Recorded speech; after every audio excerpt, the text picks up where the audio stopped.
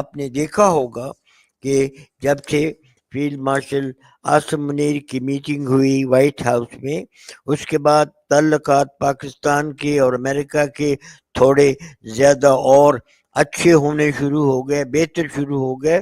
بلکہ ابھی لیٹلی کل یا پرسوں یہ پاکستان میں جو تھا سینٹ کام کا جنرل مائیکل جی کروکی جو نام تھا، کوریلا جی، کوریلا، جو وہ آئے ہوئے تھے، اور انہوں نے ساؤتھ ایشین کنٹریز کے جو 5 ممالک ہیں ان کے ساتھ مل کے یہاں پر ایک دفاعی جو ہے وہ میٹنگ وہ کی.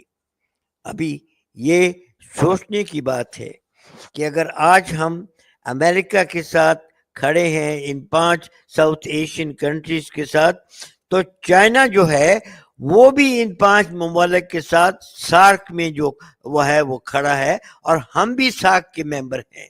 تو ابھی یہ دونوں جو ہے پوزیشن ہم لے رہے ہیں، اس میں ڈائریکٹ کلیش ہے، یہ دونوں چیزیں نہیں چل سکتی. تو اس لیے ہمیں اس چیز کو مد نظر رکھنا چاہیے. گو کہ اس سٹیج کے اوپر دونوں چائنا اور امریکہ وہ پاکستان کی امپورٹنس کو وہ ریکگنائز کرتے ہیں. وہ میٹنگ ہوئی تھی غلام اسحاق کی American secretary of state Romeo کے ساتھ. تو اس کا جو انہوں نے کمیونیکے جو ایشو کیا، اس میں انہوں نے جو بھی ڈسکشن ہوئی کہ ایک تو ٹریڈ کے اوپر ڈسکشن ہوئی، دوسری منرلز کے اوپر، اسٹریٹجک منرلز کے اوپر ڈسکشن ہوئی.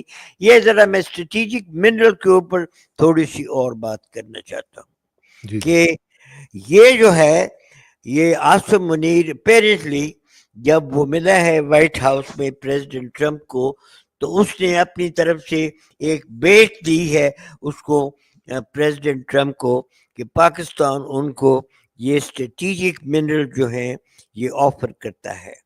میں سمجھتا ہوں کہ فیلڈ مارشل عاصم منیر کے پاس کوئی اختیار نہیں ہے کہ وہ پاکستان کے minerals which is a provincial subject, it is not a central subject، اس کا کوئی فیصلہ کرے اور منرلز کی ایکسپلائٹیشن کا اختیار وہ اپنے طور کے اوپر امریکہ کو دے دے.